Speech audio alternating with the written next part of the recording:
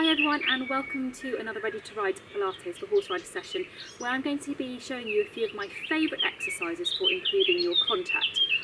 Whilst a stable, secure and independent seat is a really key component of your good contact, having strength around your upper body and a really good awareness of the symmetry and balance down through into your hands is also really important. So these exercises are going to just help you with that body awareness side of things, as well as some strength. So let's get you started thinking about your posture from the feet up. So balanced feet, headlights forward, shoulders back and down and open, and try to have that feeling of the elastic spine pulling you up tall towards the ceiling. Then we're going to move through your shoulders, so some nice big rolls up, back and down. If you're going to be working on your contact, you want to make sure that you're relaxed and free before you start. If you've got any tension, that's going to block any efforts that you make in your exercises.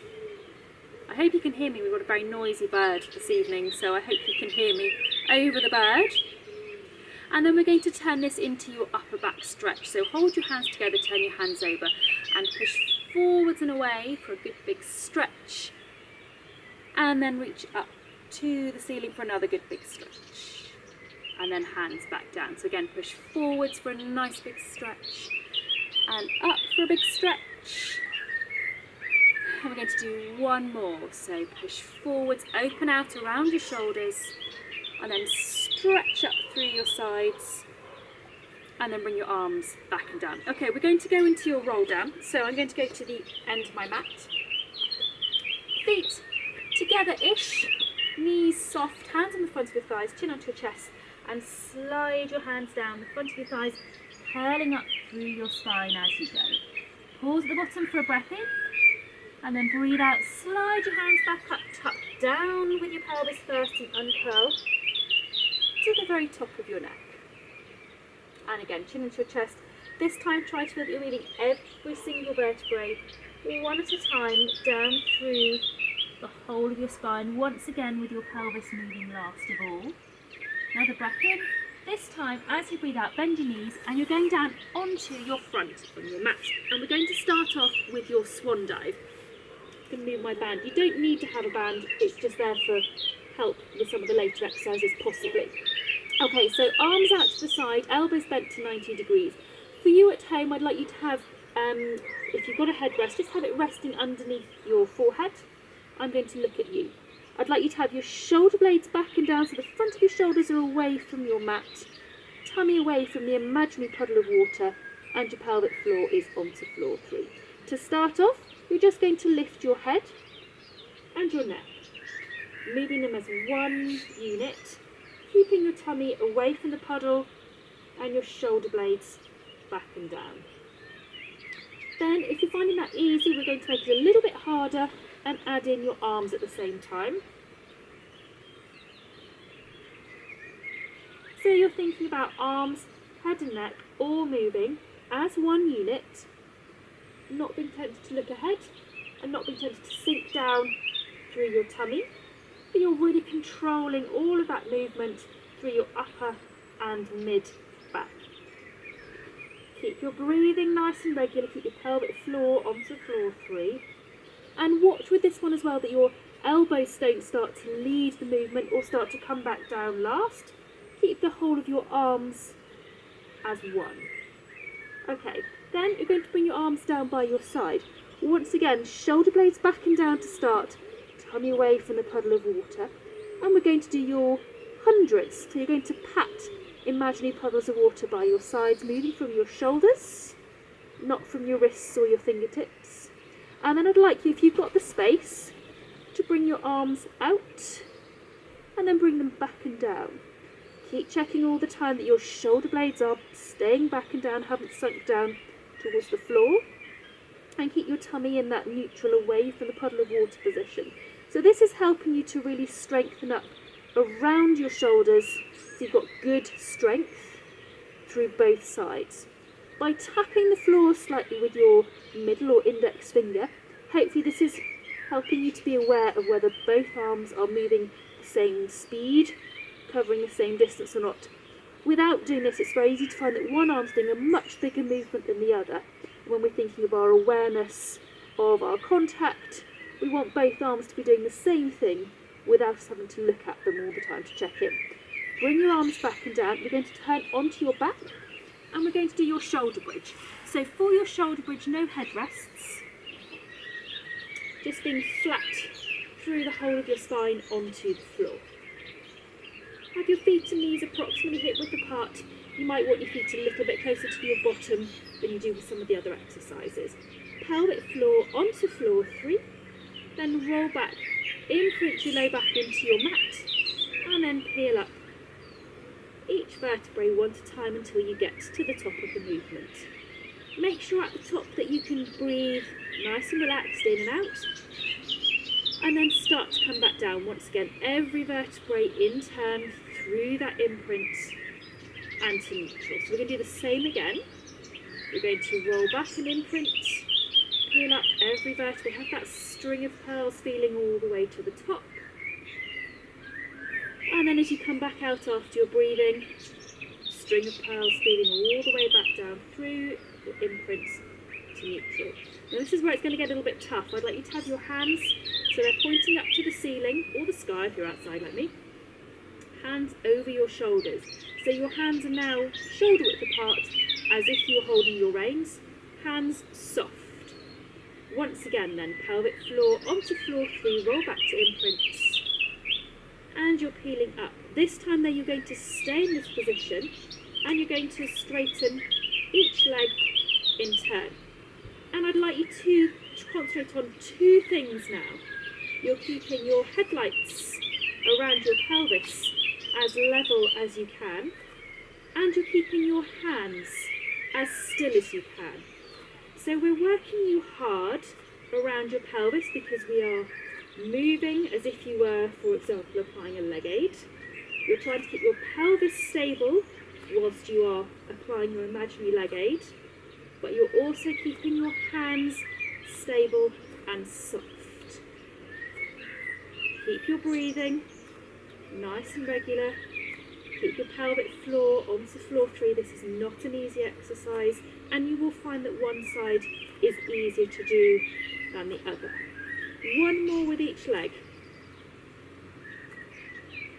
And then I'd like you to bring yourselves back down through your imprint to neutral. And then we're going to do one final version of this exercise.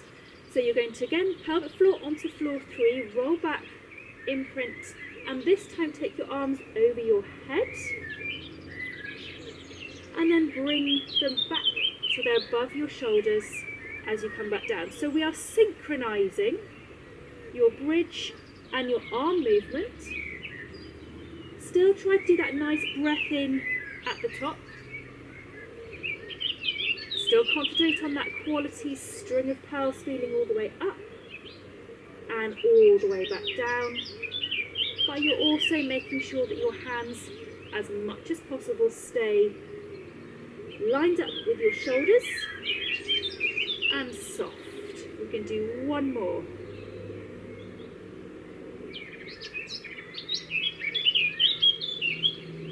Super job. Bring your hands back down. We're going to come up into standing now. And this is where, if you have got a resistance band, it might be quite helpful. If you don't have one, it really doesn't matter at all. It's just, as much as anything, it's for a bit of visual feedback. Okay, so we're going to start off with your hands, again, as if you were holding onto your reins. A little bit of tension on the band to start with, but nothing too much. And you're going to come down into a squat position. Keep your hands in this position, shoulder blades back and down, pelvic floor onto floor 3. And you're going to start off by tapping your legs side to side, keeping your hands in that nice neutral position. Then we're going to see if you can add in the hands. So you're going opposite hand to leg, but each time you bring your hand back, try to bring it back to its neutral point. So it always ends up lined up with your shoulder and elbow on that side. So say you had to move one of your hands to use your whip, or you'd lost your rein, or whatever it was, your hand automatically comes back to the same starting point. That way you don't even have to think about it. You know whatever's going on, your hand will always come back to that same point. One more each side. Super job. Come back up. We're going to move on to your warrior now. Same starting position with your arms. A little bit of tension on your band once again. And you're going to stand on one leg. Keep that little bit of tension on your band. You're aiming to get to this position and come back up. If you don't feel safe, this movement is absolutely fine. Just go with the range of movement that you feel happy and confident to do. All the time, that little bit of tension on your band, hands staying shoulder width apart and staying level. So it doesn't matter what your body is up to, you know your hands are staying level, staying balanced, and your contact is equal. One more with this leg, and then we're going to swap and do exactly the same thing on your other leg. So before you start, a little bit of tension, check your hands are shoulder width apart, and off you go once again. So the same principle applies, just go within the range that you can do comfortably and safely. Always having level, balanced hands. The thing about using a resistance band is you get that visual feedback of what you're doing as well, so you don't have to stare at your hands quite so much. You can see that the band, whoops, as I fall over, is staying straight and level. I'm going to do one more.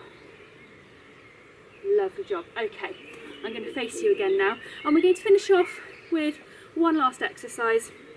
Again, if you've got the band, it's quite useful. We're going to stand on one leg. Again, have that little bit of tension on it if you can, but try to make sure that your shoulders are relaxed. Then you're going to go up and down onto your toes, hopefully without falling over, keeping that little bit of tension, your shoulders relaxed. So the reason it's important to be able to keep your shoulders relaxed, even though they need to be strong, is that if you've got tension, this is what's going to start happening, and that's going to block your movement. So this is a really challenging exercise. You can see it's physically demanding, it's tricky for your balance, but from your body's point of view, it doesn't matter how hard your lower body is working, you still want that equal contact and relaxed, tension-free shoulders. Let's swap and have a go on the other side. So always before you start an exercise, check your setup. So shoulders are relaxed, hands are level, got your balance, and then off you go. So keep checking in. Are your hands staying level? Have you still got a little bit of tension, which means they're staying that same distance apart? And are your shoulders relaxed back and down?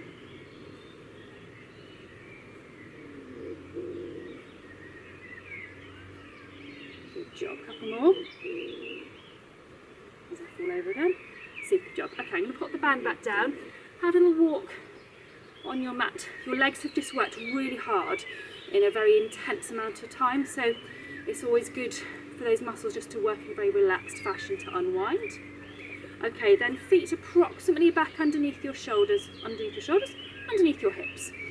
Bring your hands up above your head, soften through your knees, reach up one side for a good big breath in, and back out. And reach up the other side, good big breath in, back out. The softer you keep your knees, the further you will be able to stretch as you go into that reach. We'll do one more each way. Big breath in at the top. Last one. And then bring your arms back down by your side. Check you've got equal weight in your feet. Headlights are forward, shoulders are back and down. And try to feel like you're growing an extra inch. So that's a really useful set of exercises. It's by no means everything that you can do for your contact, and you don't need to do all these all in one go. If you found any of those particularly difficult, those are the exercises that are particularly useful for you to be working on, because they will have highlighted areas that you can improve to help with your contact. I hope that's been interesting and useful. Thank you so much for watching, and I hope to see you again very soon.